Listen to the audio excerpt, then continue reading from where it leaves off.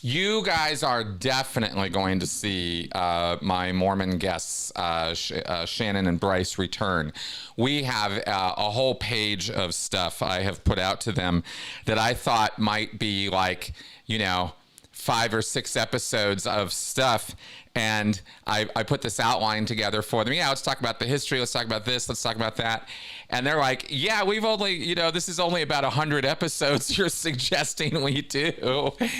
And it finally got through to me that in talking with them, I've been speaking about and around Mormonism for many, many years now.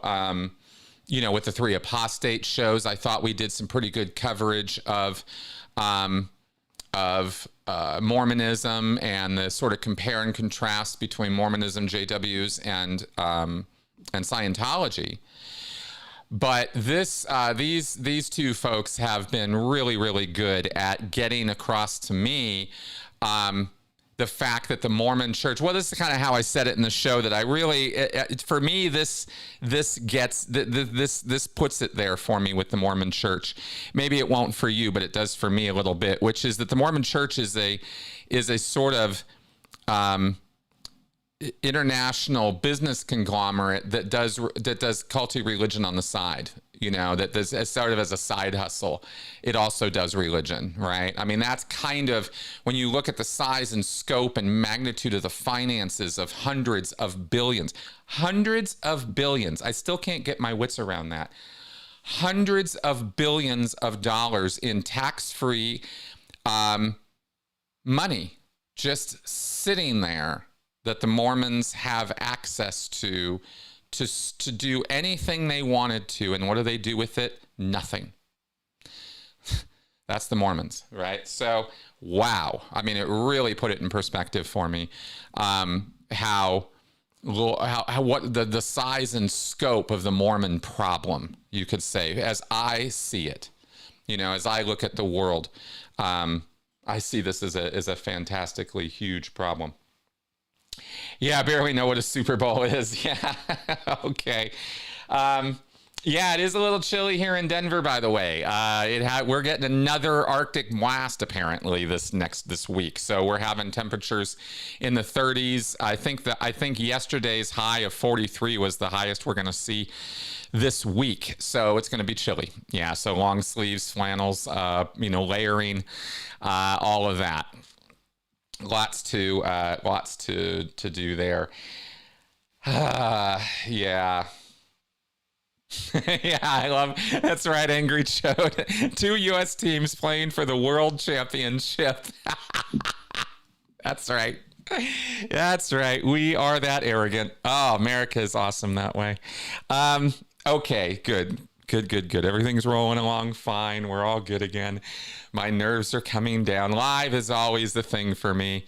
All right, so let's see here. Let me see if there's anything else I wanted to. I had a bunch of stuff that I was going to possibly monologue on, and it's all gone out of my head now because of, whatever. So let's go ahead and just get to your questions. Oh, but this week, I did load in 3 questions from emails that I got from you guys. So why don't we go ahead and get this thing kicked off by starting with one of those. And then, actually, before we even start with that, you can see how frazzled I am today. Let's go over and check out some Benson cam. There he is. Okay, so this was Benson this morning. There's Mel's feet.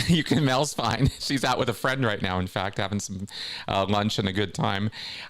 So that's me shooting some Benson there. This is in our living room. He just immediately went, oh, okay, you just want me to lay down here? All right, I'll just sit here. And he just proceeded to do that. This is usually how we walk him, is I'll stick a little sweater on him. We've got a couple of these I got a blue one and a little fall kind of sweater that we put on him when we take him out in the mornings because it's chilly. And we usually only go for a little walk around the block when it's really, as cold as it has been. But he's anxious. He loves getting outside. Just can't get enough of it. Yeah. So anyway, there he is chilling. I finally was like, "Hey, you okay down there?" And he's he's not grumpy, actually. He kind of looks a little grumpy there, but he's not. Anyway, okay, let's click back over here, back to me here, and then yeah, he's there. He is. Okay, we got the Benson cam. So now let's get to questions. Let's go ahead and pop over to this screen and throw the first one up. Okay, this is from Matt Bywater. If one looks at the Mormon Church and the Church of Scientology, they have been hemorrhaging very large numbers of their members in recent years. However, they still possess massive amounts of funds stored away. The Mormon Church, for example, can keep operating from the interest and dividends from its savings and without the tithing donations from its members if it needed to. My question is this: are we approaching an era when, in order to continue operating, cults no longer require their members? To what extent does money alone substitute for manpower? Okay, great question. Lots of different approaches to this one, but thoughts that this brought to mind. Well, quite a few things. One, I mean, obviously, a cult without people is not a cult. So no, right? We don't envision a future. I don't imagine that there's ever any point in the future where we see. I mean, all that money has to come from somewhere, right? It got to come from the people. So I don't see groups that just become fabulously rich and then don't pay any attention to their members, but their membership can and will change over time as society and as the group changes over time. We're seeing this with Scientology right now in a pretty interesting and significant way, where it has changed from a sort of business that sells and delivers services and materials to its parishioners, if you will, and I won't. I thought it's just a business with this whole religious cloaking, sort of hiding it behind the First Amendment. But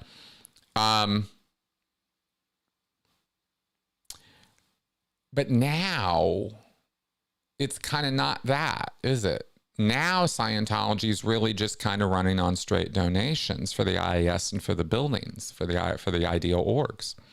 So its model has changed over time, and this is actually something I'm trying to think through and maybe put a larger thing together on, because I think there's a lot to say about this, and I think it's interesting. But as far as going back to trying to stick on this question, you know, are we approaching an era when, in order to continue operating, cults no longer require their members? No, we're not approaching that. There are online cults. There are places where you don't have to physically show up in order to be part of a cultic system. But ultimately, cults are about interpersonal relationships and live meetups and things like that, and getting together in the real world, not just online. A cult is only really going to be so effective online until it hits real world stuff and starts, meeting and gathering and like that, right? The nature of a group could change from a cult to something else, though. And I think maybe that's one thing I'm interested in with the morphing of Scientology. It's still a cult, and I'm not suggesting Scientology is morphing out of being a cult. But okay, this is a stretch, but maybe it's something that I could say as suppositional. Okay, like this could happen, sort of thing, right? What if Scientology were to morph over time? And I'm not suggesting that this is what's happening. This is a total what if. But what if it were to become not only a boutique religion for the uber wealthy, which is what I believe it's morphing into, but what if it went from that beyond a belief system to a information peddling back the system, sort of system, a system behind the system, an influence peddling, information peddling sort of group that operated. I'm going to make this comparison. It might sound ridiculous, maybe not. I don't know. The Dune novels have a group of women known as the Bene Gesserit, and they are sort of ideological influencers behind the scenes. But it's not just ideological. There's genealogical and family stuff they're doing. There's a lot of stuff they got their little fingers in the pools of, influencing the various houses of royalty in this Dune universe. And to say, well, are the Bene Gesserit culty? Yeah, pretty goddamn culty. But it's not just a cult that's operating to feed the whims and wishes of one person at the top of a power structure. That's the Bene Gesserit are kind of a different thing. Operating on sort of a group operating on some long term, multi-generational sort of aspirations and purposes, right? That goes beyond any one of them, and carries forward for thousands and thousands of years. That group does in the Dune universe, right? And so I only sort of think, to myself, if you start with the roots of something like Scientology, which in a way, if you choose to frame it this way, Scientology could very, very easily be looked at as a spy intelligence operation, right? With all of its collective resources centering around collecting secrets of its members, using those secrets in an extortive or blackmailing way. We already know they do this. Could they be pushed to do it even more, to go in some other political or ideological direction or something, or over time, could it morph into something like that? I think that's a possibility in this world of all possible possibilities. I think there's some future where that could be. That doesn't mean that's where I think it is going. I just think that it's a possibility. And so when this question comes up, I think to myself, stuff like this, where cults maybe change into something still very culty and insular and isolated and on its own sort of thing, on its own sort of trajectory, doing its own, hidden goal kind of activities. Everybody's on board inside the group with a hidden agenda that the rest of the world doesn't really know much about. This is very typical for cults. And yet it's not a power structure that is all about feeding the whims and desires of one person or a small group of people. It's got bigger ideas than that, right?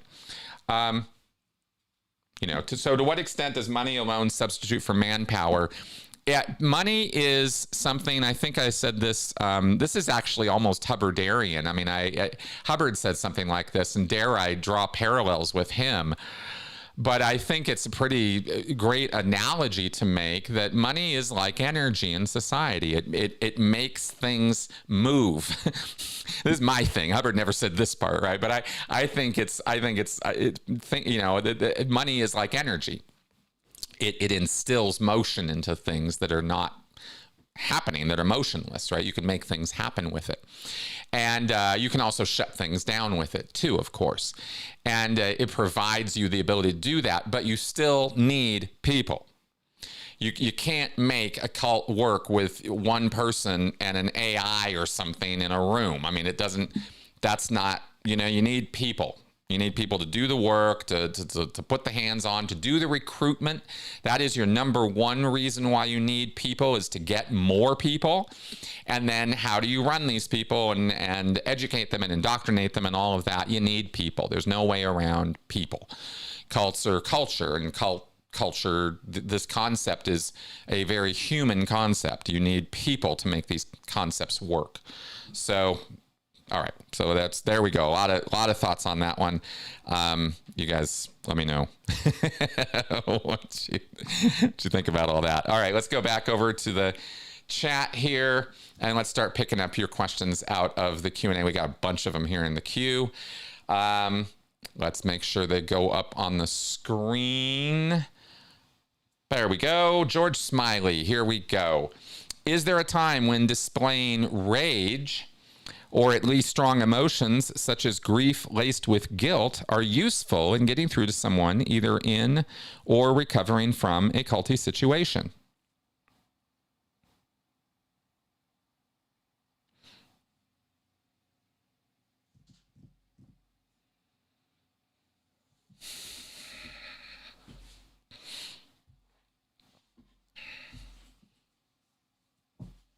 Thinking on that one.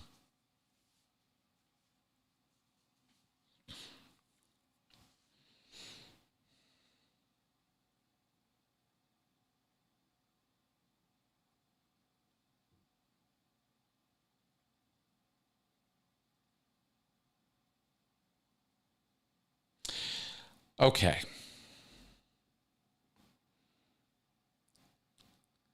Yes. But you got to be careful. People in cults are people in extreme belief sets, right? People who have chosen to believe that their beliefs are more important than the people around them or people in general or society as a whole, right? That these ideas, these beliefs, this investure that they have, or that these individuals that they are invested in, their leadership, right? Their guru, their wise person is so wise, so smart, so great. They're beyond question. You can't get mad at somebody in a headspace like that about their beliefs and their ideas because it will make them defensive.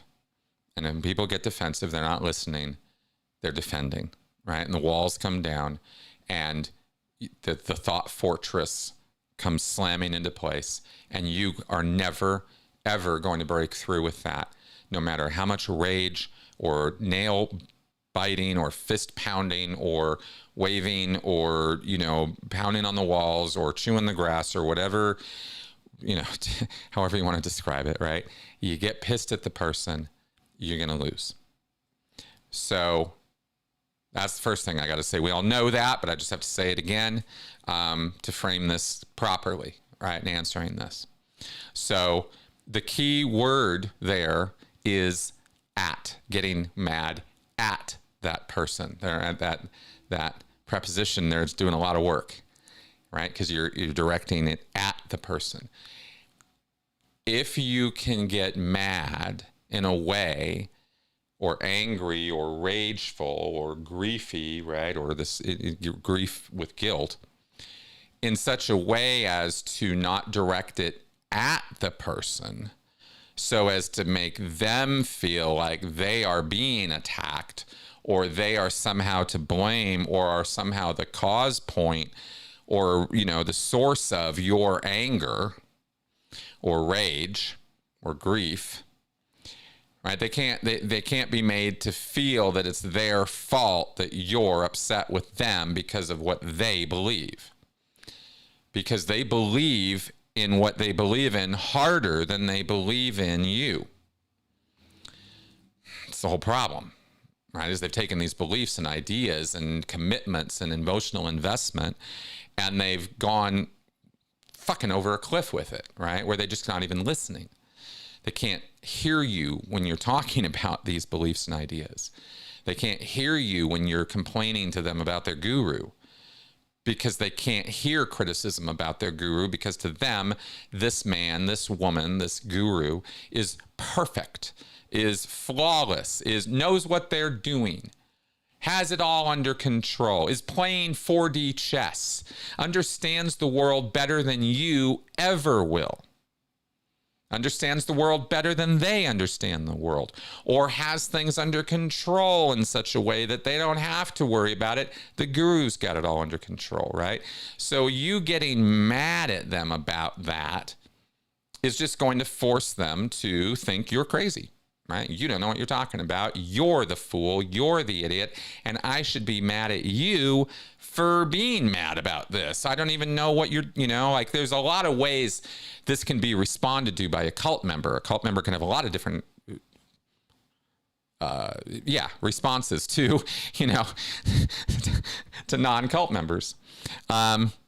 So that all being said, I say all that to say that the context that I think about, the situation I think about where I start thinking, okay, well, when would it be okay to let the guard down enough or let your emotions show enough to this person that they get that you do have a deep well of emotional, feeling about their involvement in this group or activity or relationship. When is it okay for them to see that you feel really strongly about this?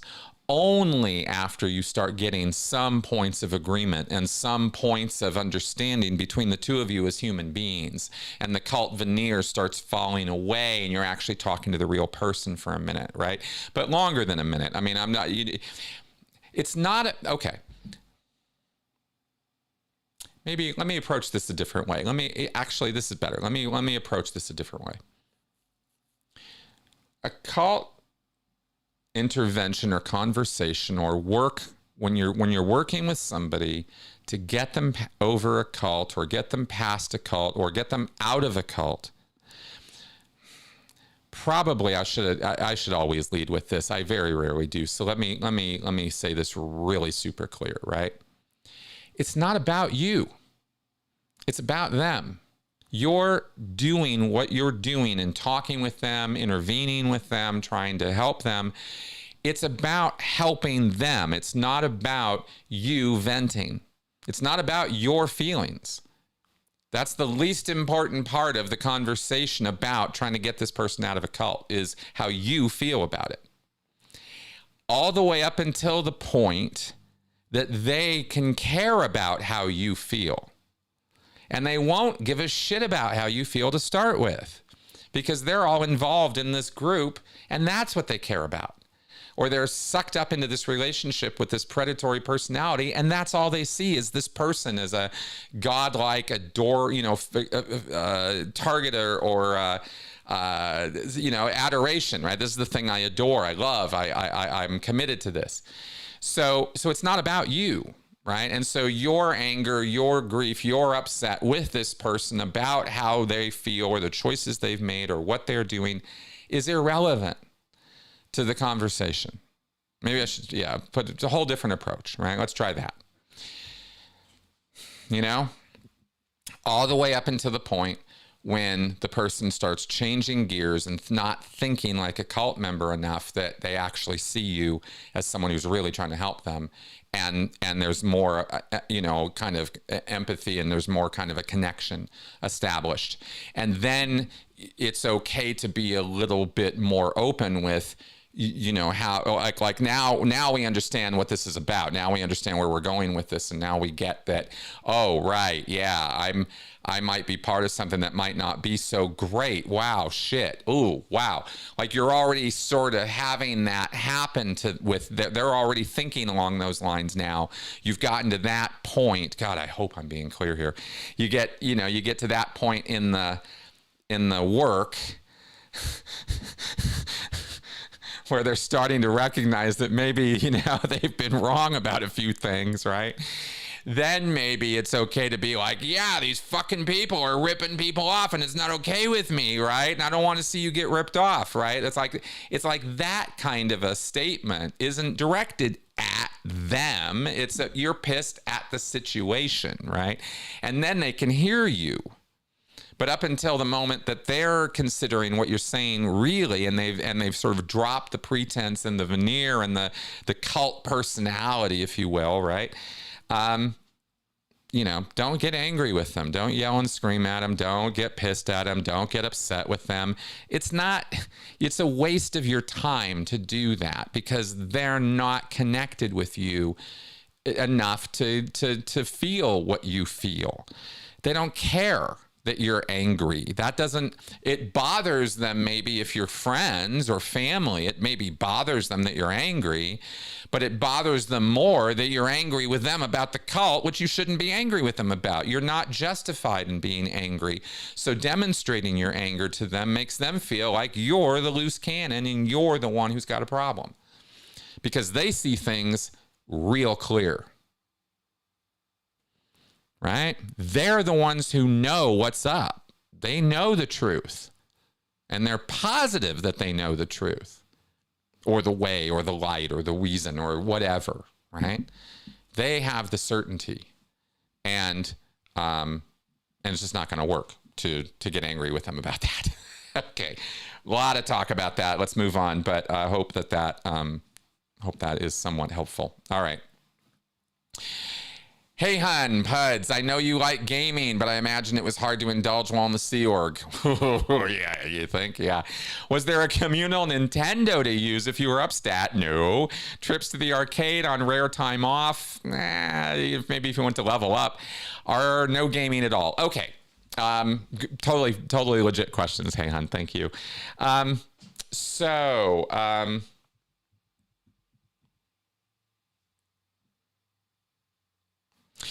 There were efforts. I can count on one hand over 27 years in Scientology and 25 years on staff, rather, right? 8 years on staff, 17 Sea Org.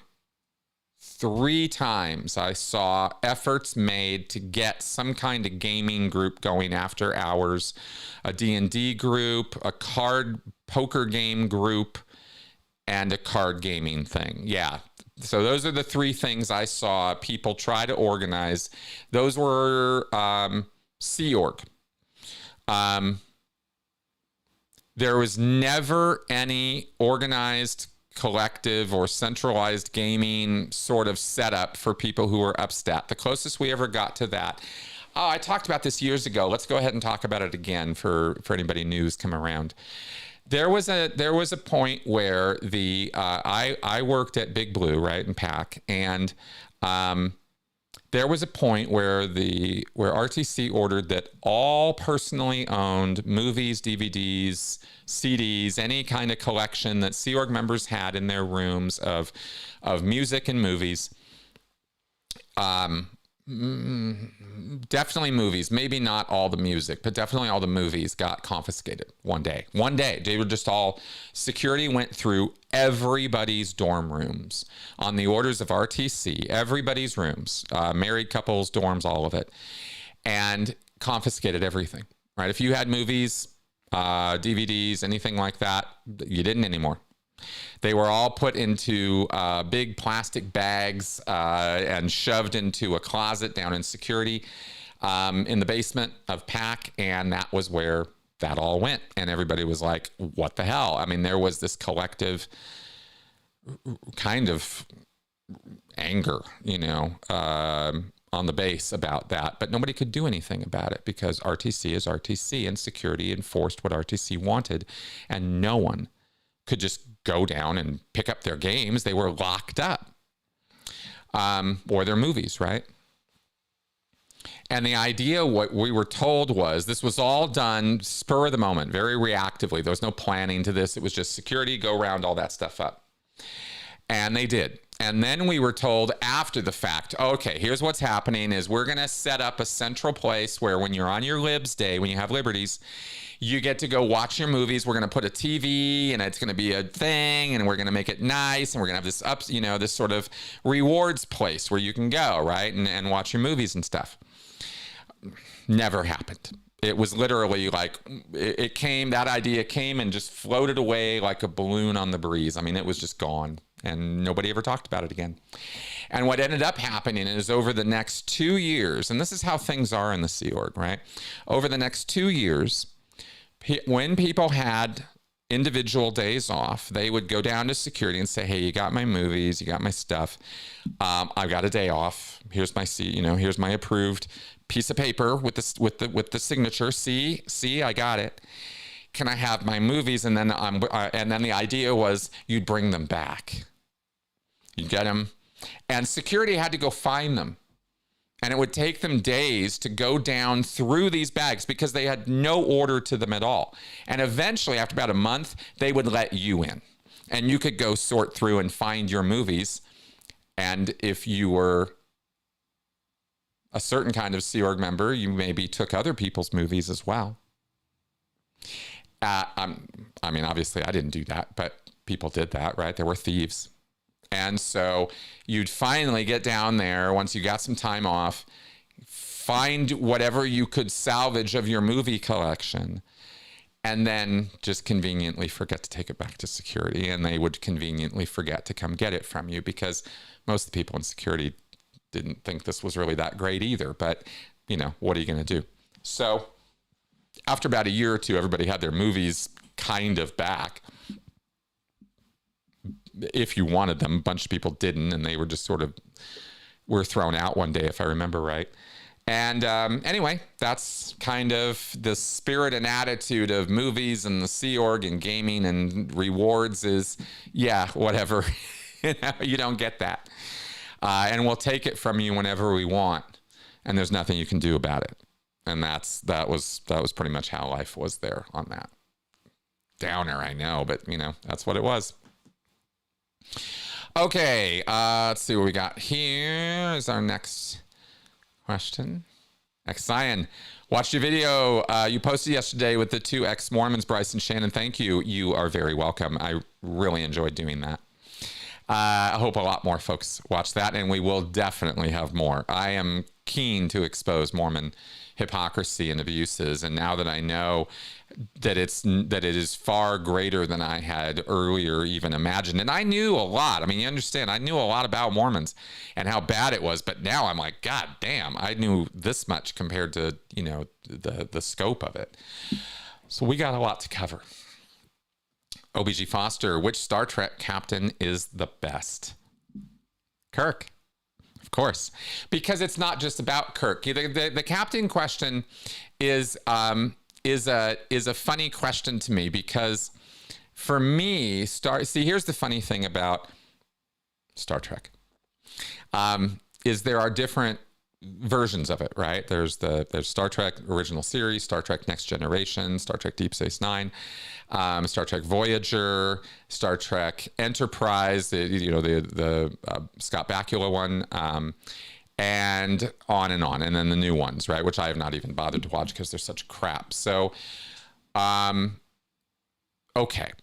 So original series is not just about the captain. The original series, structurally, thematically, right, as far as like what the thing is about, it's a triumvirate. There's a triad, right? There's Kirk, and there's Bones, and there's Spock. And it's the three of them that actually are the guiding force of the show. And when that's understood, the best storytelling that Star Trek does, it does it when it knows that, when the writer recognizes that and utilizes that sort of triumvirate of those three characters and what they represent. That's when you get the best Star Trek. That being said, Kirk's the best, right? My opinion, totally my opinion. I'm old school. I'm totally Star Trek old school. But I never could, well, not never. I connected with Picard finally after Picard season 3. I mean, that's how long it took me to connect with Picard as a character, with somebody that I felt like I could connect with. I went through the first 2 or 3 seasons of Star Trek Next Generation, and I just could not totally connect with that guy. I mean, the first season was just, whatever. I mean, they were just figuring out who these characters even were. But it seems like they kind of were still struggling with that for the first 2 or 3 seasons. And the Star Trek Next Generation movies never really did it for me, compared to, say, something like Wrath of Khan. And Wrath of Khan is probably where you're going to see that triumvirate and the writing of it best typified. Unless you go back to original series and go to the Edith Keeler episode. Which one? Since we're going to talk about this, I'm going to get all like this about it. Star Trek. What was it? City on the Edge of Tomorrow or something? The City on the Edge of Forever. Right? Joan Collins plays this they have to go back in time, and Kirk falls in love with this woman, and anyway, and she ends up having to die at the end. And I mean, big spoiler, I'm spoiling it for you, but man, and all three of them were key to not only the events of the story, but the moral theme that running all the way through it from beginning to end was all about all three of those characters. And that's kind of my point with that. That's how I look at it, at least. Okay. I want to go deep on Star Trek. That's what I'm going to do. Okay. Oh my God. Angry Chode. Okay. Did you see any similarities between Mormonism and Scientology? You think? By the way, there is so much to cover. The LDS Church is multifaceted. You have at least a year of episodes. I know. And I am very happy about that. Because there is a lot to cover. The Mormons are just, boy, man, that church is off the goddamn rails. You know what I found so funny? Here's what I'll say in answer to your question today, Chode, is I kept biting my tongue over all the parallels while I was speaking with Bryce and Shannon in that first episode, because I wanted to just kind of give them the floor and let them say all the stuff. But there were at least 20 different opportunities for me during just that first talk we had to jump in and, oh my God, that's just like Scientology, ... And Scientology, I can't tell if Scientology is copying what the Mormon Church is doing or the Mormons are copying what Scientology is doing. This is a talk that we will have, because I got to know about the timing of this. This is we've looked at this before, but I want to look at it again. Specifically, the what I'm a Mormon campaign and the I am a Scientologist campaign. These are two public relations campaigns that both churches have run, and I can't tell which of them started it, but they both did it around the same time, if I remember right. I think, anyways, there's so many parallels to how they think about themselves, how they think about the future, how they are absolutely egotistically, almost pathologically egotistical about their own self, about their self-importance and their place in the universe. I mean, it's grandiose themes of megalomania on a person by person level. I mean, if men in the Mormon Church truly believe that they are fated to run their own universe and have their own planet of worshipers, I mean, what the fuck are we? What? I mean, this is straitjacket material. This is insanity, right? As a belief, but it's the actions, of course, that we really, have to be critical about more so than these nutso beliefs. And the way the Mormons use that certainty and that belief set to engage in some of the, just this like misogynistic, sexually abusive behavior. I mean, it's just this whole culture of like, let's put everybody down who isn't us. And even within this culture, let's put down all the women because screw them, right? And children are just your, putty to be played with, to turn them into mini-me's, and if they're not a mini-me in the family unit of the Mormons, right, if your children are growing up with their own ideas or critical thinking or somehow, don't dare want to believe what you believe, you get it's the evangelical, it's the same level of nonsense as the Duggars and that whole Christian culty crap, right? I just hadn't seen that before, that the Mormons were that bad about their family life and about their attitudes about this stuff. So many parallels with evangelicism and Christian nationalism that I hadn't seen before, that I'm actually far more disturbed about than I am about its parallels with Scientology. I see a lot of parallels with Scientology and Mormonism and how they present to the world, but I don't necessarily see a lot of parallels in how, in their rituals or practices. The Mormons don't have auditing and they don't do training the same way Scientology does. Scientology's information control, belief control, and thought control it plays out differently than what they do with the Mormons, right? Than how the Mormons do it. So I think the parallels are interesting, but I find the parallels with the other Christian nationalists and the Project 2025 nutsos and that kind of stuff to be far more interesting as far as where the Mormons are at and why they are a destructive cult. That, you know, Scientology is a destructive cult. Well, there's a lot of reasons why. Yeah, I don't even have to go there necessarily. I don't want to go too deep into that. But I'm just like, yeah, there's definitely parallels, and I want to discuss all of them with these two over the next few shows. Okay, life after Jehovah's Witnesses. Do you have any idea the kind of upbringing LRH had? Were his parents normal, rational people, the opposite of their son? Well, as a matter of fact, they were. Hubbard and his parents did not connect in any real way with any of what Hubbard was doing or his work, and they didn't profit from it that I have any awareness of, or even really want to have a lot to do with it. Yeah, I can't speak in a lot of detail about his parents. The real source material on that, you know, the most knowledge we have about it comes out of Barefaced Messiah and what Russell Miller dug up, and he even went and talked to some of the family members. And Hubbard had a perfectly normal upbringing as far as we know. There wasn't any evidence of sexual abuse or, you know, some kind of weird domination thing. There was no extreme religion in his family that I saw or were aware of. He seemed to grow up in a supportive household with a family that loved him. He was an only child. He was doted on. I don't think he was spoiled. I don't think I would describe Hubbard's upbringing that way. There's no evidence of that they spoiled him.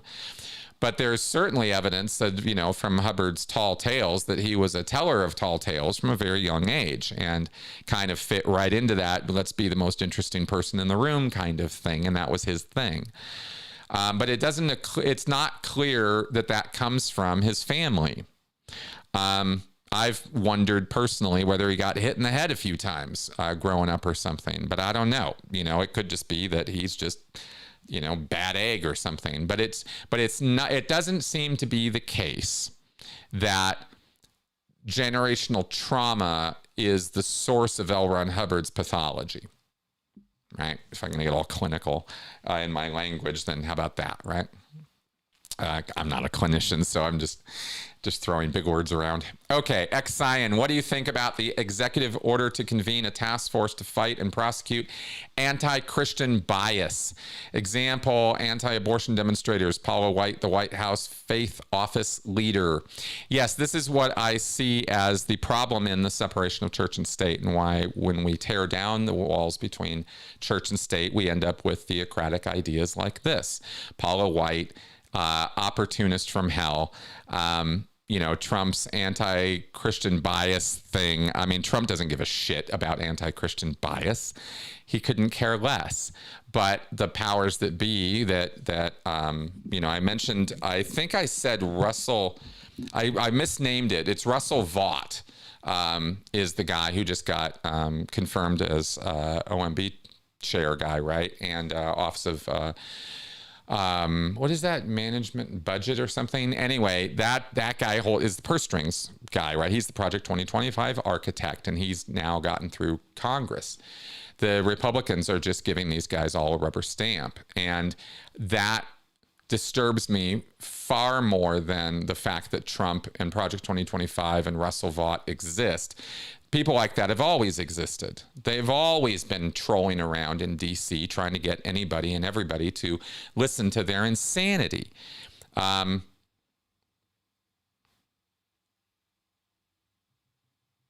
I do think it's insanity. I do. I don't think it's sane. I think it's insane. I think it's unsane. I think what these people are doing is disgusting, right? The anti-Christian bias in the United States. Are you kidding me right now? 3 out of 4 people in this country are Christian. There's no anti-Christian bias in the United States. These people are psychotic. I mean, you know, let's just throw some other big words around for a minute, right? I mean, this is psychotic behavior. It's the behavior of cult leaders and fascists. And that's what we're seeing right now. It's just fascism 101. And I feel like I'm running out of words, so I'm just going to move on. George Smiley. Do you think you still act differently in confrontational situations due to doing so many TRs over the years? No. No, I'm different now. I think more in confrontational situations. I'm not so confrontational. I'm not so keen to be confrontational with people anymore. That as I used to be. And it's not a binary, it's spectrum-y, right? I'm less so than I used to be, but I can still be confrontational or still get in somebody's face. But I try to describe this and it comes out sounding so incredibly lame. I haven't found the right words for it.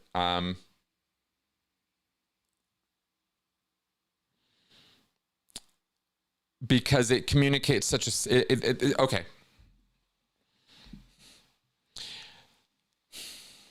When you're not walking around thinking you're all that, right? When your ego finally shrinks down to an appropriate size, to have some perspective about yourself and your place in the world that isn't a cult perspective. When you're in the cult mindset, or when I was in the cult mindset, when I was a Scientologist, here, let's pull it back, right? Let's talk just me. When I was a Scientologist, I was insufferably egotistical about being a Scientologist. And I believed I had a laundry list of good reasons to be that way. I was superior because my group told me I was superior. My knowledge let me know I was superior. My attitude of superiority was justified because I could handle any social situation, no matter how rough, with communication alone, right? Quote unquote. I just quoted Hubbard's product of the TRs, right? Is a person, with such social status and confidence that they can handle any social situation, no matter how rough, with TRs alone. And you attest to this fact when you complete your TRs course. I can do this. And so you feel very puffed up about your ability to deal with anything that anybody's going to throw at you. And obviously, there is no human being who can handle any social situation, no matter how rough, with communication or TRs alone. But you use these TRs as an imposition between you and this other individual. And you're going to confront, okay, I'm going to take a deep breath. Okay, I'm going to get my TRs in. Okay. I'm confronting you now. I'm confronting you. Right, here we go. I want to, and now I'm going to deal with you. Now I'm going to handle you. I'm going to communicate with you. Oh, you're going to give it to me, right? Thank you. Good. Fine. I'm going to use my acknowledgments to shut your ass down, right? And I'm just going to keep coming until I get my way. And, with my repetitive command, I'm just going to keep going, right? I'm not going to let you drive me off and distract me with your bull baiting or your nonsense, right? This is all these Scientology terms for communication problems. And I believed I had superpowers, right, in regards to being able to read people and communicate with them and control them through communication. So when you ask me now, right, do you act differently? Yeah, I do. None of that's there anymore. Like, all that's gone. I don't have that puffed up idea of myself or the inherent beauty and truthfulness of everything I think. Just because L. Ron Hubbard said it or some asshole said it, it must be true, and therefore I'm going to beat you down with my knowledge and superiority, right? That stuff lasted for a while after I left Scientology. I mean, this was a thing that had to be worked on over years and years, bringing, sort of dissolving this unwarranted egotism and certainty that I had in myself and my views. And I say all of this because that's what would drive my confrontational nature is I need to put you down. You need to get the truth. You don't understand. And you need to understand, see? Right? It's like this kind of an approach to how I would communicate with people. And so of course they would think I was arrogant and an asshole and all full of myself and all of this. And I get it. It's all so clear now, right? Yeah, so that's kind of what was there. Yeah, and I do think aging had something to do with that too. I think that there's a point where I think there's a lot of things that go into changing your mind about this over time. Failures certainly, right? In an inability to do what you think you can do, proven to you over and over again when people are in your face telling you you are not doing or being or thinking or whatever, all the things you think you are, and it finally gets through to you. Oh, yeah, you're not the asshole in this one. I am. Oh, God, right. And once those things start occurring to you, you're like, oh, God, maybe I didn't get that one right. And then it just slowly over time, it builds and you dissolve away those culty certainties, and I think it requires that you pay attention, that you be willing to be humble or be humbled. You know, you get humbled and then it's like, oh, yeah, yeah. Maybe, that whole thing. And slowly you kind of get around to realizing that, and of course, being out of the cult, another big thing that changes you is you're no longer in a group of people who are constantly reinforcing this idea that you and they and, our group is all that. Oh, we're the truth and the light and the way, and nobody else could ever possibly come close to us. Bullshit, man. There is not one group in this world that has it all together or understands even half of anything that's important to understand. We are lumbering our way, blindfolded and ham-fisted. The stupidest way possible is how we make our way through life. We are so inconstant, hypocritical, emotional, irrational. We are human. And I guess at the end of the day, cults just try to convince you that you're not and that you're better than human. And I guess the whole thing about recovering is realizing that you're coming back to being human again. There's some phrasing. There's a way to put it. Maybe that's a better way to put it than how I was trying to put it. Maybe I'll try that. Okay, there we go. Young Matador. Hey, Chris, expecting to see any Church of Scientology Superbowl ads in your area? Not sure. Not last time, maybe this year.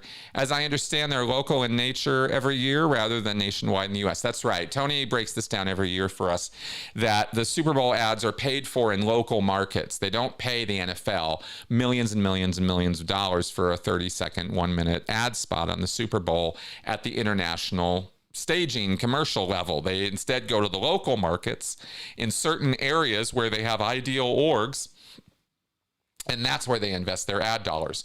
It's very, very pick and choose. It's very, very stingy, right? David Miscavige is a tightwad with the purse strings of Scientology. Especially when it comes to paying for any of these ad buys or advertising or promotion of Scientology. And Scientologists are blind to this. They don't understand. I don't think any of them, I don't think there's one person in Scientology who actually understands promotion and marketing. I sure as hell didn't. And I read all of Hubbard's stuff on that. And Hubbard has a lot of writing in Scientology scriptures about how to do promotion and marketing of Scientology materials. And most of his advice sucks. But even the stuff that doesn't suck, none of it's really being done by Miscavige. He's not even trying to do that much. He does the absolute barest minimum that he has to do in order to present an appearance, an illusion to the whales of Scientology that Scientology is promoting itself to the world. And so they usually use the Super Bowl as the way to go about doing this. And because a lot of Scientologists, I probably watch the Super Bowl in their area, and especially the ones in the area where the ideal orgs are, that's where most of your whales live or are around, in some way or whatever. And that's where, in other words, there's more whales in Los Angeles or in Denver for Scientology than there are in, I don't know, Springfield, Ohio or something, right? Where Miscavige doesn't give a shit if anybody in Springfield, Ohio sees or hears anything about Scientology, because there's nothing there for them to go do anyway, right? There's just nothing in Ohio really much there's Cincinnati, but there's not really a whole lot there. Maybe there is Cincinnati. Maybe I shouldn't have said Ohio. Idaho. Here, change all that to Idaho. There's nothing in Idaho. There's no Scientology in Idaho of any kind. So there's not going to be any commercials in Idaho. There's no reason to, as opposed to, in Los Angeles or Denver. You get the idea. Okay. So,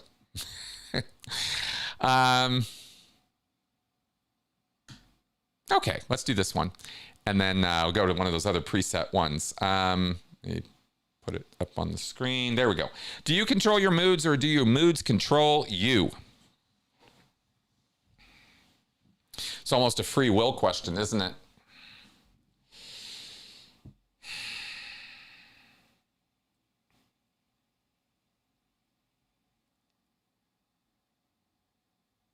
I mean, my initial answer and my what I feel quite sure about is that your moods control you.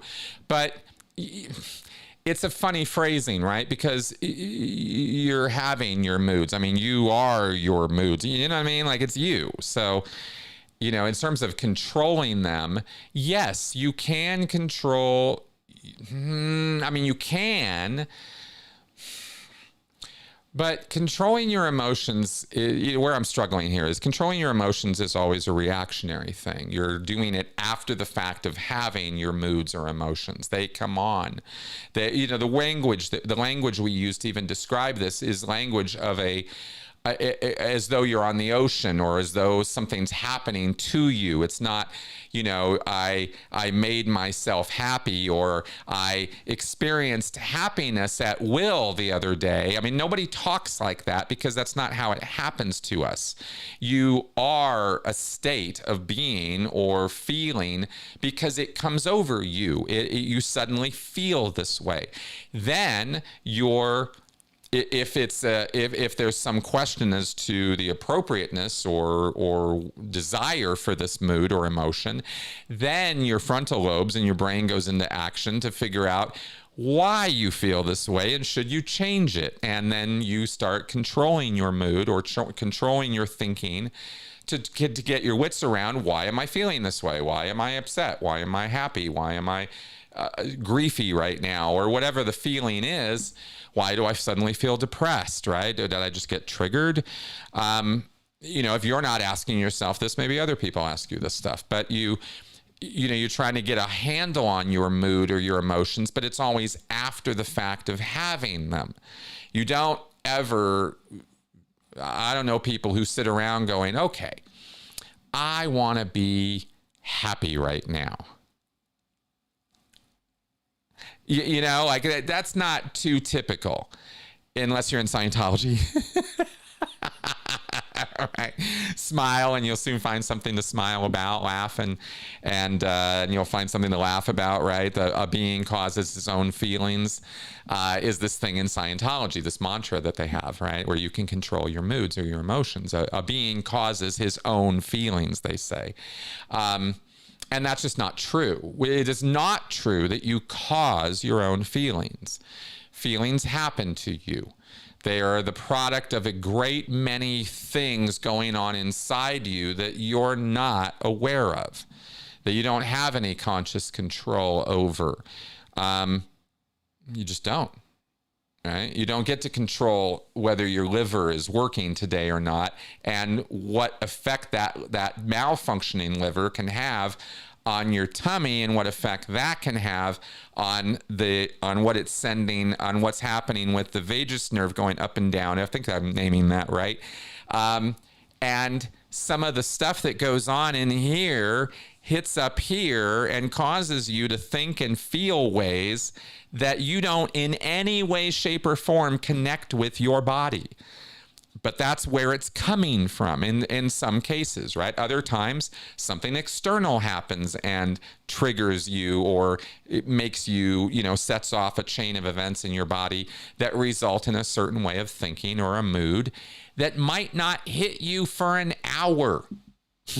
You're going along and suddenly you're like, I feel out of sorts and I don't even know why. It's because some asshole did something or said something an hour ago and it's finally wended its way through, the subconscious layers and hits you in a bad mood. And you come up with some other bullshit reason as to why you feel this way right now. And actually, the truth is, it all started an hour ago. That's what I mean.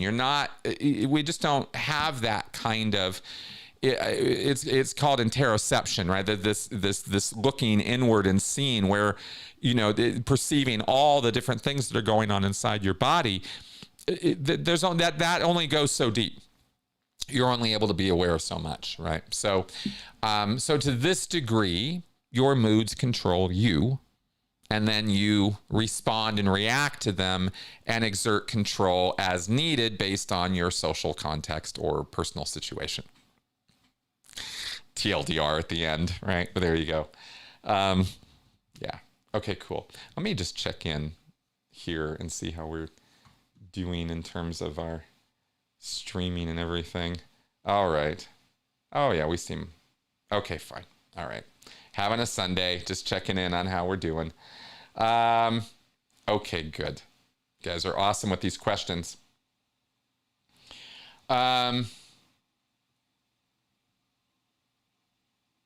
Yeah. Irina's making some comments here about how that was controlled in Scientology, and the two examples I'm reading on the screen here are pitch perfect. That's exactly how it was inside. Yeah. Okay, let me go back over to these presets because I had a couple other preset questions that I wanted to get to for you guys. Emma Gables, I was wondering whose job it is to update the lists at the back of the Scientology books. The lists that state the orgs in each country along with their address and phone number, etc. And do you know how often they are updated? I ask because in one of the recent books I have, they list an org address for my city, Melbourne in Australia, that is wrong. And has been wrong for quite some time because they moved. Why aren't they updating it? How often do they reprint books? Great question. The updates of the books of Scientology are done at the international level.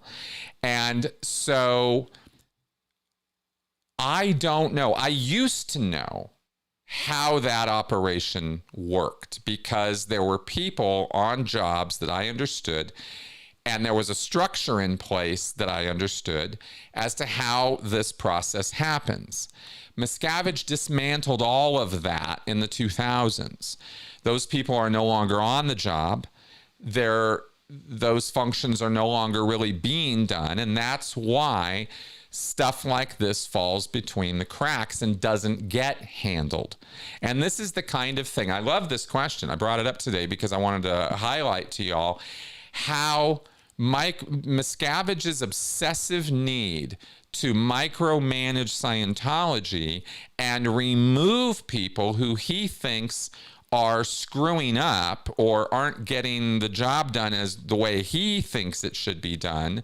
When he removes them, they're gone. And he does that enough, and there's not enough new people there that they're just not, there's just functions that are just not happening anymore. Just nobody cares or is doing it, or there's nobody there to do it. I honestly wonder very, very much right now whether anybody is even manning the line of letters to ED International, the SO1 line. This was a sacred line that Hubbard set up where anyone in Scientology could write a communication to him as L. Ron Hubbard, and they would be answered. Now, Hubbard didn't answer them all himself, but the idea that he had of this line, this personal communication line being available to Scientologists was actually quite brilliant. And when it was functioning, it enabled every single Scientologist to feel a deep connection with their founder. This tradition was carried on by the Executive Director International in the 1980s. After Hubbard passed, they said, yeah, we're going to keep this line in. You can always write to the Executive Director International. You'll always get an answer. And it was a great way of making the membership feel connected with the leadership.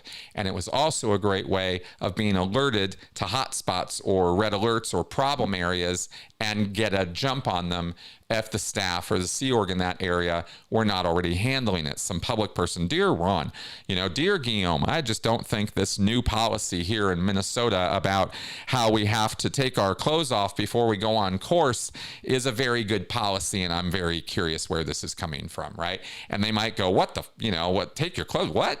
And this, of course, I'm just making this up, but this is like, whoa, what are they doing in Minnesota, right? We better jump on this because none of the staff are telling us that they're telling that everybody has to take their clothes off. What is this? And they could deal with that, right?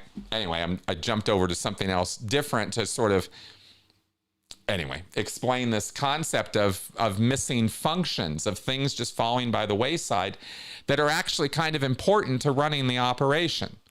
And keeping the addresses straight in the back of the books is not that, but over time it will be, because if people pick up these books and they're expecting to find a church in their area and go to it, it's just a self-sabotage, isn't it? Right? But not running or keeping all these things going. And this is the downstream long-term problem with the micromanagement mode that Miscavige is stuck in, right? Is he just can't trust people. He hates them too much. It's pathological with him. So, problem, right? And that's basically what's going on, Emma. And if you see this answer now or in the future, that is what is happening there. There's just simply nobody doing it. They update I know from when I was in that they updated those lists like maybe once every few years. There was a period of time in the 70s and 80s when they were all over this. And when they would do reprints, they would make sure those things were updated, but not anymore. So that's what's happening there. And I thought that would be mildly interesting to check into. All right, let's go back over here. All right, let's see how we're doing. Oh, still lots of questions in the queue. So, lots. Let's get to it. How are we doing here so far? Yeah, okay, good. All right, life after Jehovah's Witnesses. What do you think about Congress people not being able to enter the Department of Education? Is it the start of the end of democracy? Yeah, well, we've already started the end of democracy. I mean, that's already begun. But how fast it goes is the question. And people are very, very alarmed right now. Over the last 2 weeks, Elon Musk and Donald Trump have shown with an enabling band of GOP senators who will not stop them, but seem dead set on, allowing every single thing that these fascists want. They're just letting them push on through and literally dissolve our government right in front of our eyes. And at least that's the effort. That's what they're trying to do.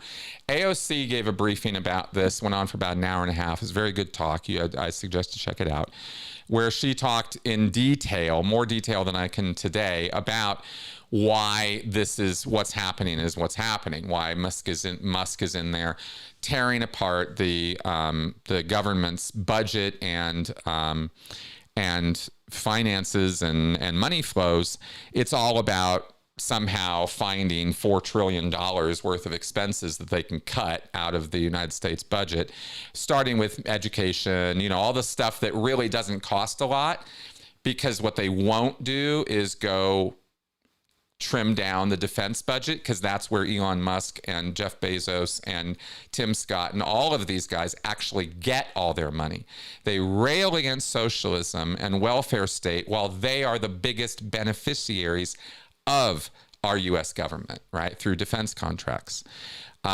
This is billions and billions and billions and billions and billions of dollars. Well, look, they need to cut $4 trillion in order to keep their damn tax cuts. You know, this is kind of the underlying thing that's going on here. And you have Musk way overextending himself. And hopefully, in a sensible world, he would already be in jail, but we're not in a sensible world anymore. So this is what people voted for. And this is what's happening now. And democracy always dies to cheering applause by people who are so ignorant they have no concept of what's even happening right now. You know, it's that. I'm kind of in one of those moods today. I'd like to be more thoughtful about this, but I've already sort of given you my thoughtful responses. And at this point, today I sit here very frustrated at the clown posse that is going on here, right? And just the clown show that's happening there. Now, the good news, of course, is that there are protests happening in the last week in every state of this nation. There have been protests at the capitals and other places, and there are thousands and thousands and thousands of Americans right now who are pissed off, way more pissed off than I'm showing you here. You know, they're pissed. They are very, very upset right now. Even in Ohio, which has been a bastion of Nazi nonsense and some real pro-Trump, crazy, racist, misogynistic, bigoted crap. I mean, Ohio really, really brings it. But even there, when the neo-Nazis tried to march, they were put down, right? They were stopped and their flags were burned, and I was very happy to see that happen. So there's a lot of fighting going on right now. There's a lot of resistance to what's happening right now. It's not the end of the end of the end. I've said this before. I'm going to keep doubling down on this because it's important. Messaging, it's really, really important that y'all understand, right? This is the beginning of something that's going to take a while. Even if they get rid of the Department of Education tomorrow, this is still going to take a while, but they're not. There's a lot of effort on the part of dictators and authoritarians to convince you that, okay, forget all my ranting. Let me say this. There's a lot of efforts on the part of Steve Bannon, Donald Trump, Russell Vaughn, this whole clown posse of nonsense, right? These people. They are going to use and take every advantage and opportunity to assume more power than they have and tell you they have this power when they don't. And they do that over and over and over and over. In fact, if there is a core thing that a predator does to be a predator, whether on a personal level or a goddamn government level, the predator, the human predator, does this thing. They tell you, they insist that they have power they don't have. And then they see whether anybody stops them or not. And if no one stops them, then they do have that power, don't they? That's it. That's the simplicity of it. There it is. That's what they do.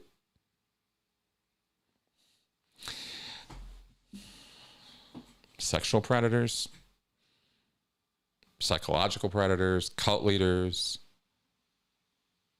people like Elon Musk, right? Just people who navigate the waters of big business. Anybody who thinks that human beings in big business are any different from human beings down at the restaurant or down at your office, they're the same. People are the same everywhere. They're people. And when their social mores, their customs, their manners are violated grossly and shockingly, people will go into shock. They'll just stand. you know, and everybody's standing. And that's how the predators get away with what they get away with, is because no one stops them. David Miscavige famously said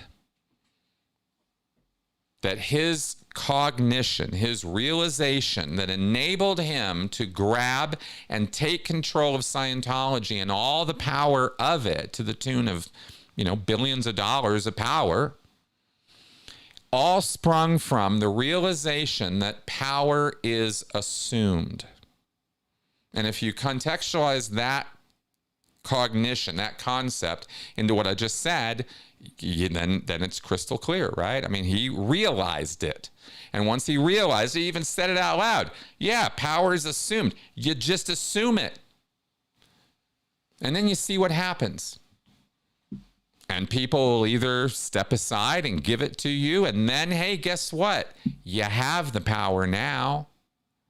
It's that fucking stupid and simple, you know? And that's what these guys are doing. And they're engaged in a campaign that is premeditated. None of what's happening right now is an accident.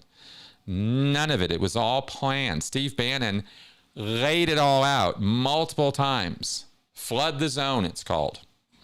Look it up. You can see him talking about it. He describes exactly what they are doing right now. They are flooding the zone with every single thing they want.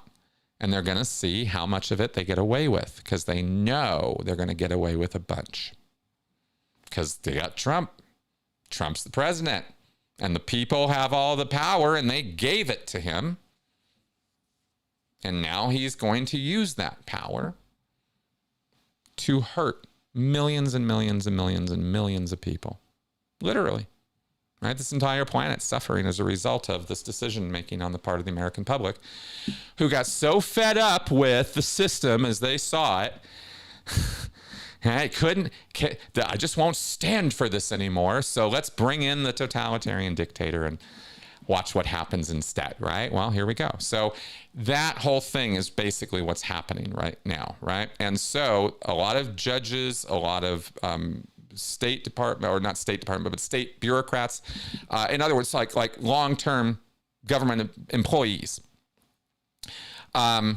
a lot of people at the state level, at the federal level, are trying to use the system to stop this. That's all they've got, is we have our systems and we have to use them to stop this from happening, because this is a clear abuse of the power that is given to the president and the executive branch. They are abusing every single power they have, in an effort to take away all that power and destroy the executive branch and its reach and influence, so that the billionaires can take over and run the show. It's unbelievable. You know, we all grew up with very different ideas of how the world runs, but when the people hand over their power to criminals, actual criminals, this is what happens, right? This is rule by mob boss, not rule by the mob. This is rule by the mob boss. That's what this is right now. Give it whatever word you want. Oligarchy, kleptocracy, technocracy, whatever you want to call it. It's rule by criminals. And so, surprise, they're committing crimes exactly as they said they would. Right? And here we are. Not good. I'm not sure how to answer that. I'm going to not do that one. Okay, where are we at here? 2:35. All right. I'm going to try to do a couple more. There's too many in the queue for me to get to all of them. And I do have one more preset, which I want to get to, because I was always forgetting those ones. So let's pop over here and get this last one up. Bagley, why have you not been the subject of a sustained harassment campaign by the church, the way we saw with Marty Rathbun, to take just one example? It is my understanding that the church does not tolerate any dissent in any form. In particular, you reveal so much of the inner doctrines, business model, and abuse, which would provoke their ire. Who do they generally choose as the target of these campaigns and why? Great question. And let me tell you the actual truth of David Miscavige's decision-making when it comes to who to attack or fair game is he goes after the people that he feels are the biggest threat to Scientology, and more importantly, are the ones that he feels personally insulted by or offended by the fact that they turned on him. It's personal with Miscavige. I wasn't as aware of that as I am now, and as I was in the past as I am now. It's very personal for him. Miscavige is a very reactionary kind of guy, is sort of some of what I've put together lately that I didn't quite have. I've always wanted to assign more planning and more intelligence and more rationality to his decision making than probably really exists. He's far more, like I said, reactionary. And so his orders to OSA to go after people, you can see how important he thinks they are, or how much they pissed him off by how much he goes after them. And nobody, pissed him off more than Marty Rathbun did. Probably because I believe that he really felt like, sort of a soulmate with Marty Rathbun in their mutual psychosis, right? Marty's like just not a good person, and neither is Miscavige. And so they kind of have a meeting of the minds that way, or a meeting of the morality that way, you could say. And I think Miscavige felt personally incredibly betrayed by Marty taking off. He felt also upset about the Headleys, right? They took off. They worked at Gold. He knew who they were. Claire worked in RTC for years. He knew very much all about her and who she was. And again, it's a personal insult to him, right? It doesn't require that you personally insult him in order for him to send the goon squad after you, but you see, but the proportionality. And so when it comes to me, I'm not important to Miscavige. He doesn't know me. He and I had a couple of dispatch communications when I was in Scientology. I met him a couple times, meaning I was in the room, passed him in the hallway, was addressed by him on a stage. He saw me in the audience, but I'm nobody to him.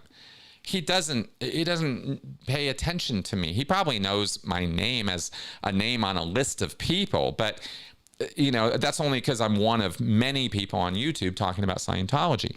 I'm not anybody special to him. He doesn't feel a reactionary, vengeful need to take me out, right?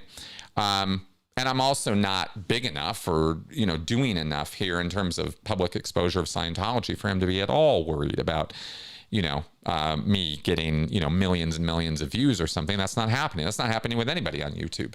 There's nobody on YouTube Miscavige is really very worried about. That's why nobody on YouTube is getting fair gamed. Nobody is. If you think Aaron gets followed around, he doesn't. He hasn't had 1 ounce of fair gaming directed in his direction, right? None of us have, because Miscavige doesn't give a shit about us, right? He cares about the people that he feels affronted him or are somehow making a difference on the big stage to what Scientology is trying to do. But there isn't anybody on the big stage getting in his way. Not in a little while now. And, and we kind of need that. We could use that, to be honest. But that's kind of where things are at right now, right? And so he went hard on Leah, hard on Mike, because he knew Mike. He hated Mike for turning on him, right? It was the ultimate disloyalty thing that Mike pulled, right? Mike Rinder. And Leah as well. Leah was around, and Miscavige certainly knew who Leah was. But they were making a difference. Alex Gibney, Lawrence Wright, he doesn't know them, but Jesus, look what they did, right? They made a documentary about Scientology that was at Sundance. That was some big exposure. Of course he had to attack them. So that's kind of how I see how his decision-making works on that. This is all just my guesswork and supposition. I could be completely wrong.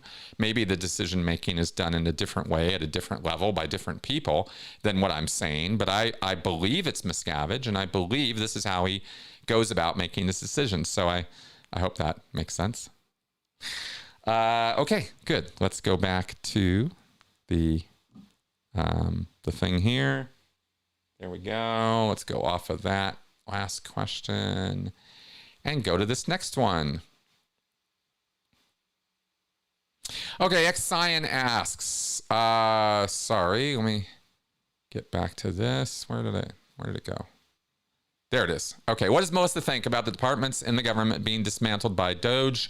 Is she concerned for how it could affect her? Yes, very much so. Very, very much so. On a daily basis, Melissa is extremely upset and anxiety-ridden about the decisions that Musk is making to basically take apart USAID, take apart... they want to go after Medicare and Medicaid, right? They want those programs gone. They're implementing every line of Project 2025. We've talked about this in some detail. If you think I'm out to lunch, then no, you are, because you just aren't keeping up with what these people are doing and who they are. And I know that I know what I'm talking about on this one. This is what these folks are about, right? Is they don't care about the disabled, about minority rights, about civil rights for anybody but Christian white people. That's what Russell Vought is. He's a white supremacist using a cross for his rationalization, for his hatred and bigotry. That's who these people are. They are tools used by billionaires to take apart a government system so they can have power and money and influence. It's the ultimate cult leader scam, except Musk isn't smart enough to be a cult leader. Isn't that interesting, right? Neither is Trump, really. The cult of personality that built up around Trump happened despite him in a lot of ways. It's really more the product of his enablers like Steve Bannon, more so than the work of Trump. If Trump was going to be a cult leader, he would have been one long before now. It's his enablers. It's Roger Stone and Steve Bannon and these guys, Stephen Miller, right? These long-term guys who've been with him from the beginning, who are actually the enablers who build and maintain the cult of personality around Trump. And build up this populist movement that is a populist movement, not a conservative movement, you know, as we've talked about. So anyway, Mel is very, very beside herself on all of this. She's very, very upset about it. And to that degree, of course, I am too. And that's why you see me get all reacting and emotional about this stuff. It's because it comes all the way home for us. It really does. This is something that has something to do with us. And it's not just some, you know, distant government DC nonsense reality TV show. You know, when you're disabled or you're in a disabled class for some reason, then, you know, what the government does matters, because your ability to survive and navigate this world, especially now, right, where things have really gone late stage capitalism and egotism and self-centeredness is lauded and a feature, not a bug in most Americans' minds, right? We're so deluded and brainwashed on capitalism and as it exists in the United States, right? I say capitalism, I should say the American system would be more accurate. Because there's a way to do capitalism without doing it the way we're doing it, right? We're doing the worst possible interpretation of it at this point. It wasn't always that way, but it is now. And so we're seeing an awful lot of greed and self-centeredness and that's because that shit rolls downhill. It's all coming from the top, right? Just like with Scientology, you get the attitudes and ideas of the guys at the top roll on downhill and affect everybody, and that's kind of what we're having right now. So. Yeah, so we're pretty put out by a lot of this. I try to tell her, like I tell you guys and like I tell myself, you know, keep perspective, you know, get active locally, you know, these protests, the work that can be done locally, get involved. If you were waiting for something, you know, wait's over, right? Now's the time. So, yeah. Okay. OVG Foster, today is National Pizza Day. Really? Today is National Pizza Day? What do you like on pizza? Please say pineapple so I won't feel alone. I'm not going to say pineapple. I'm sorry. I can't stand pineapple on pizza. Oh, boy. I'm a meatosaurus, right? I do the heavy meat pizzas. I like pepperoni, sausage, bacon. That's what I do. I like don't like mushrooms. Olives are okay. Cheeses, feta is even okay. But I'm kind of leaning in that direction with my pizza toppings. I don't do fruity pizza toppings, and I don't do fungus pizza toppings, and I sure as hell don't put fish on my pizza. So yeah, that's I'm pretty basic when it comes to that. Okay, let's carry on here. I'd already answered that one about the moods. Oh boy, we got just a couple more to go. So let me look through these here.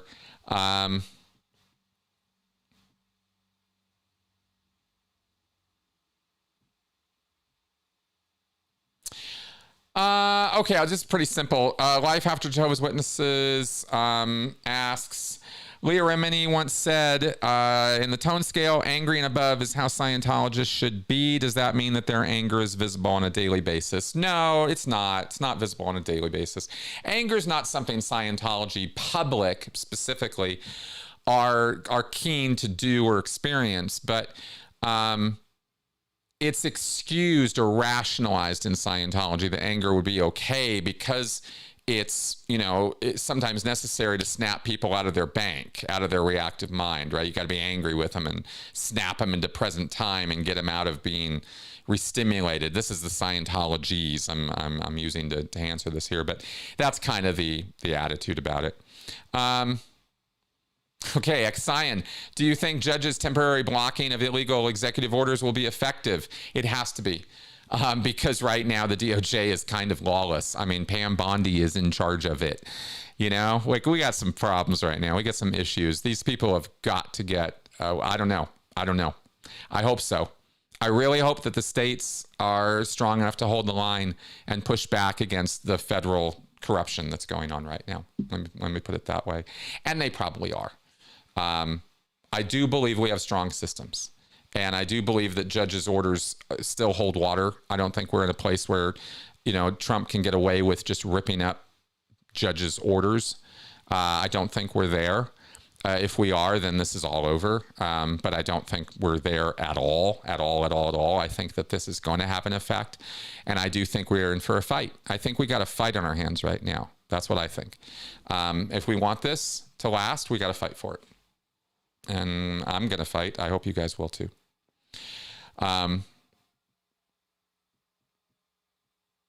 Okay. I don't know. Okay, let's see.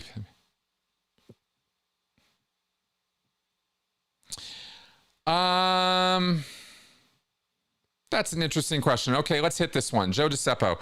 Do you find separating someone from one belief set or bombarding them with another can lead to an attachment/aversion cycle between the two? And how does that interact with cult recovery?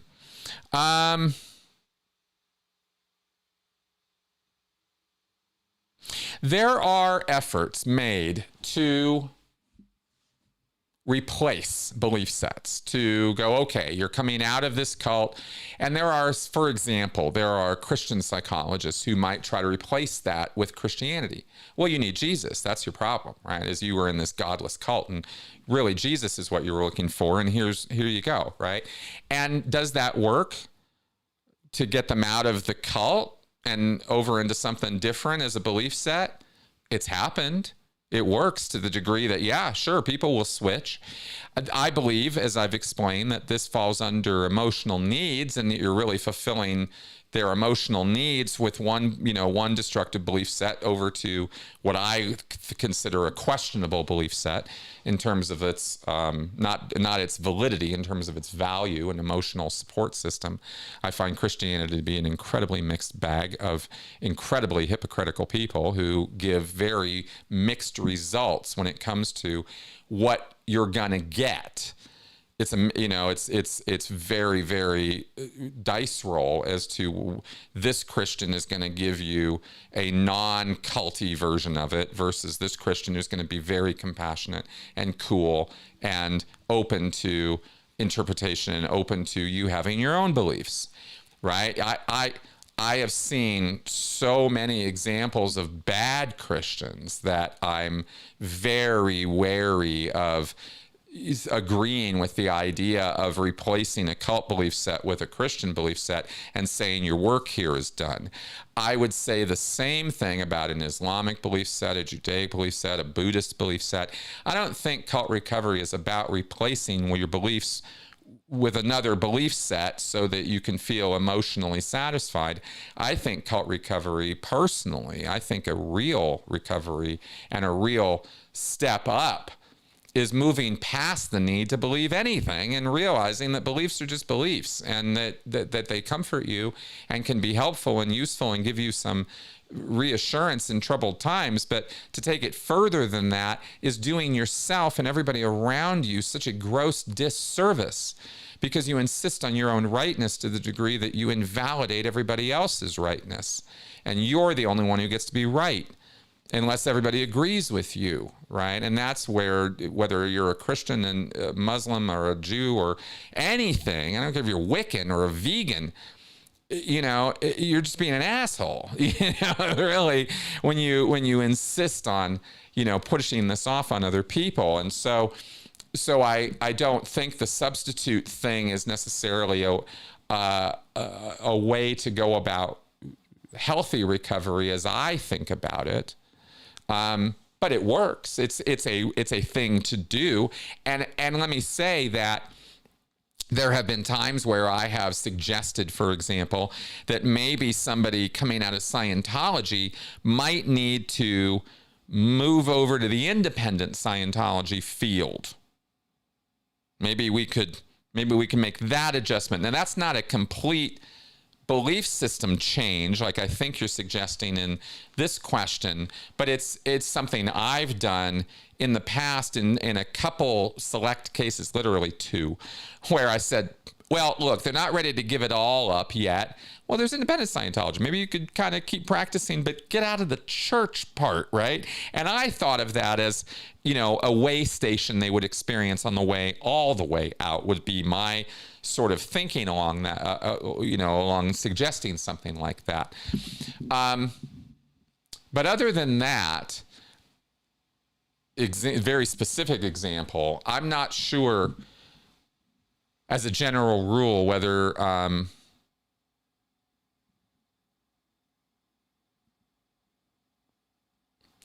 I'm not sure if it could lead to an attachment aversion cycle between the two. That's complicated. Way more complicated than I think yeah. I mean, could it happen? Sure. Yeah. Not sure what else to say about that one right now, actually. Let's just leave it at that.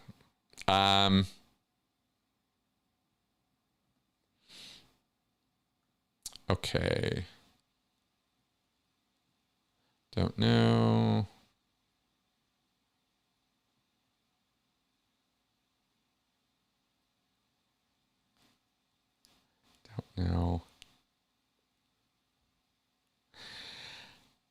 Don't know. Just going down these questions here.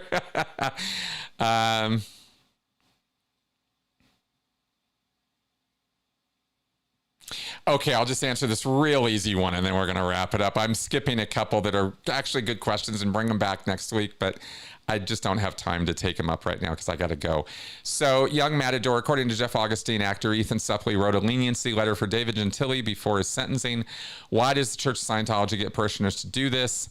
It backfired in the Masterson case because it's typical behavior for friends or family of a convicted felon or criminal to try to request leniency on the part of the judge when it comes to sentencing. It's typical. It happens 7 days a week in a ton of cases that are on the dockets out there. Check it out. You know, Ethan Suplee was one of the few people probably willing to write such a letter for David Gentili, and so he did it. You know, I don't know. There's never the expectation that those letters are going to be made public.